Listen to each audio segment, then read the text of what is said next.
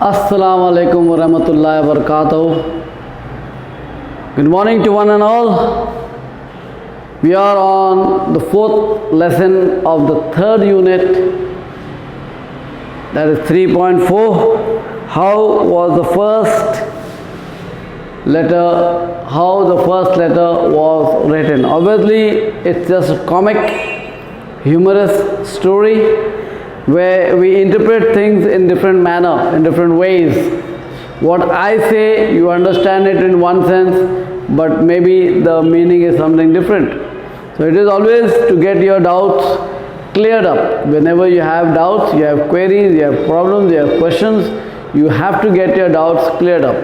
So this is a letter written by a small kid in a visualized manner, in a drawing manner, in a painting manner, in such a way that it is done. And let's see what it is, the meaning it gets out from one person to another person, from the child to the stranger, and from the stranger to the mother which the letter was supposed to be delivered to. This is written by Rudyard Kipling. This is a small part of the complete story or story itself. The name of the story itself is How the First Letter Was Written, and it was written by Rudyard Kipling, a good, well-known or renowned writer, author, narrator in your English literature panoramic views. So let's go ahead with it in what it is saying. Once upon a time, the most early time was a Neolithic man. Neolithic means obviously it was more than thousands and thousands of years ago. He lived cavily in a cave. Cavily, obviously people who live in the cave, obviously they have to live in a cavily manner. That means staying indoors where there are no fans, no lights, there's just one inlet, no exit, where everything comes from one side itself, only one entrance in that manner. And he wore very few clothes, and he couldn't read, and he couldn't write, and he couldn't want, and he didn't want to, and except when he was hungry, he was quite happy. That means these people could not read, these people could not write, these people could not do anything what they wanted to, but only when they were hungry, they used to start smiling and start looking for food in that case. His name was Tegumai Bobsulai, and that means man who does not put his foot forward in a hurry. That means a person who is sensitive, who is sensible. One word, precautious, was the meaning of this particular name, Tegumai Bobsulai. The other, but we, O best beloved, will call him Tegumai for short, and his wife's name was Teshumai Twindro. And that means a lady who asks very many questions. That means an inquisitive person in one word. That means a lady whose name is Teshumai Twindro is a person who is very, very inquisitive, who asks many, many questions even after understanding also. It was in that manner. Third one, and a little girl, daughter, named as Tefimai Mechulmai. And that means small person without any manners who ought to be spanked. That means a person who is a you could call it a spoiled brat, a spoiled child in that particular way. And the three meanings of three words, Teshumai the father, Tegumai the father, Teshumai the mother, and the small child name is Tefimai, where we shall be calling them in different manner, Tegumai, Teshumai and Tefi, in such a particular way. Now attend and listen. That means now you got to listen to what is actually happening, and finally how the first letter was written by Rudyard Kipling, and how it was interpreted, or you can say in simple language, how it was translated from one person to another in a different manner. One day Tegumai Bobsulai went down the beaver swamp. Beaver is the name of an animal which is obviously it is an amphibian, which has a broad tail. I've given the meaning of beaver if I'm not mistaken, somewhere or the other. Yes, beaver is an animal with smooth fur, sharp teeth and flat tail. More or less it looks like a mouse, but it is huge and larger than the mouse. Swamp is a marshy land, wetland, where these type of wild animals do behave and find them out there. To the Wagai river, name of a river, it is Wagai river, to spear carp fish that can be caught by carp. Carp is an instrument, a device to catch fish, like you have the harpoons in that way. Teshumai went to Tegumai also for shipping, and Tegumai always carried his spear with him for the fishing part of it. Made of wood with sharp shark teeth. Shark teeth, obviously shark is the name of fish, where they use it for jabbing or killing the fish with their own harpoons. And before he caught any fish at all, he accidentally broke it clean across by jabbing it. Jabbing it means poking it. Jabbing, have given the meaning? Yeah. Jabbing, poking, pricking, roughly and hitting. He hit, instead of hitting the fish, he hit a rock and the sphere broke at the very part where the shark tooth was. Broke it clean across. I mean, they were miles and miles away from home. Tegumai had forgotten to bring any extra spear. Obviously, Tegumai, the father of Taffy, he had carried only one spear with him, and that spear had broken without getting even a catch of the fish. That means without catching even one fish, he broke his spear, and he did not carry his extra spear, which was actually at home. Which was there at home, he could have brought it, he could have carried one instead of one, they could have carried two spears, and now they were without a spear. And again, thinking over it, what could they do? They were without any spear, they were without any fish, and that means dinner would be blank. Dinner would be vacant. Dinner will not be available for them without a fish in that particular. And they were miles and miles away from the own home, from the cave where they were staying, where they were living. Here the pretty kettle of fish. Pretty kettle of fish means what? I've given the meaning if I'm not mistaken. Pretty kettle of fish means a messy situation. That means you are nowhere. After getting everything, yet you are short of something which is the main part of it, and you cannot do that particular work.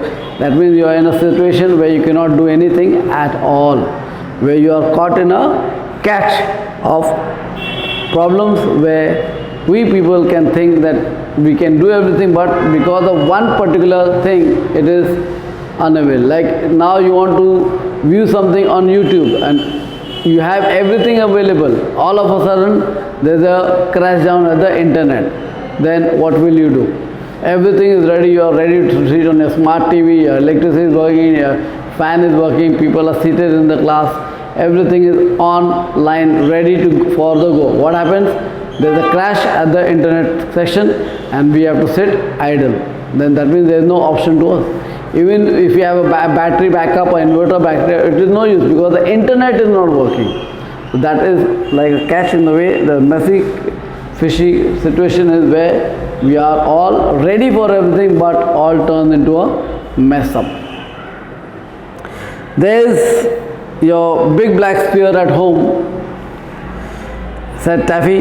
Let me run back to the cave and ask mommy to give it to me. That means Taffy, the girl, small child, is telling father that if you give me permission, I'll run back home and ask mommy to give that black spear, and I'll bring it and give it to you immediately so that you can carry on with your fishing work. It's too far for your little fat feet or legs out here, said Tegumai. Besides, you might fall into the beaver swamp and be drowned. We must make the best of a bad job. That means whatever situation we are under, make the best of a bad job. That means whatever situation we are under, we should do our best under all types of circumstances, even if they are unavoidable circumstances. That means even if there is some sort of problem, if there is a problem, there is a solution. So always be positive and get your problem solved in a positive manner. Getting it, dear? Understanding? Okay. Then obviously Tegumai has a bag full of various sorts of things in his bag. There are mending bags, there is strips of leather, lumps of beeswax, raisins, and he starts to mend that particular spear of his, which he was carrying it and had been broken up in this particular manner. Next page, 74. Taffy sat down too with her toes in the water and her chin in her hand and thought very hard. Then she said, I say, Daddy, it's an awful nuisance that you and I don't know how to write, isn't it? If we did, we could send a message for the newspaper. Now, Taffy and daughter and father are both talking to each other. If we could write, if we could read, obviously we could send message through something or the other and get our spear to our place so we can do our fishing done today. Just then a stranger man came along the river, but he belonged to a far tribe, the Tewaras, and he did not understand one word of Tegumai's language. He stood on the bank and smiled at Taffy because he had a little girl daughter of his own at home. Tegumai drew a hank of deer sinew. Hank means, I've given you the word of hank, loosely tied bundles of strings. Thread, that means, string, that means.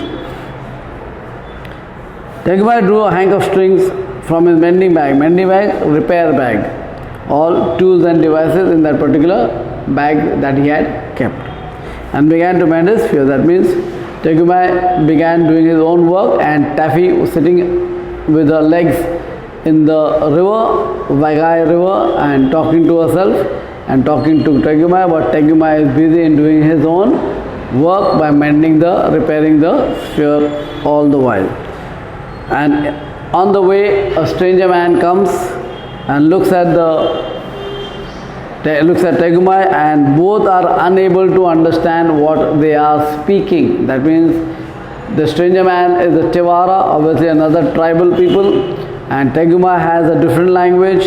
The stranger man has a different language. It is but obvious when they are two different languages and they do not know each other's language, then it is very, very, very difficult to communicate with each other. Therefore, the main problem was communication gap between both the tribal people.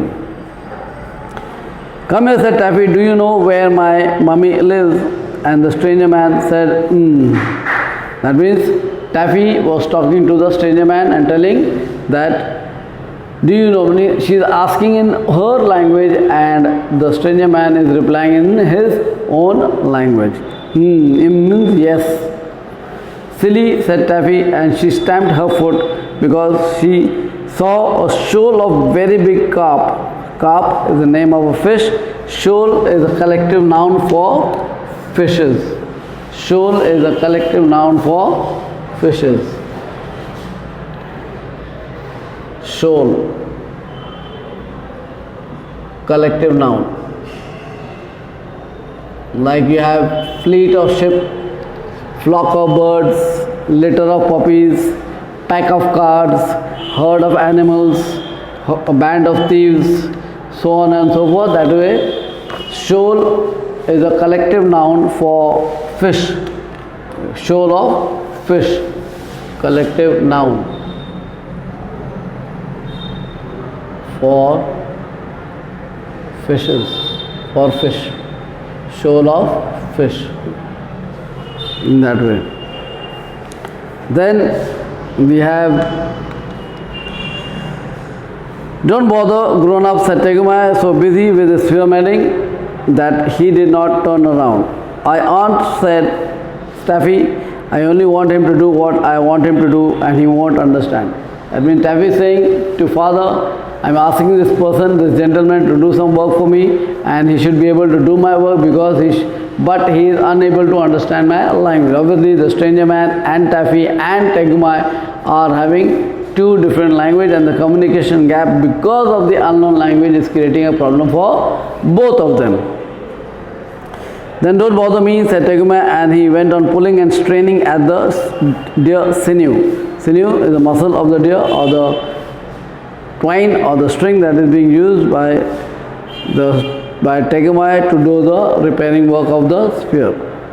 The stranger man, a genuine Tiwara, was sat down on the grass and Taffy showed him what her daddy was doing. The stranger man thought, this is a wonderful child. She stamped her foot at me and she makes faces.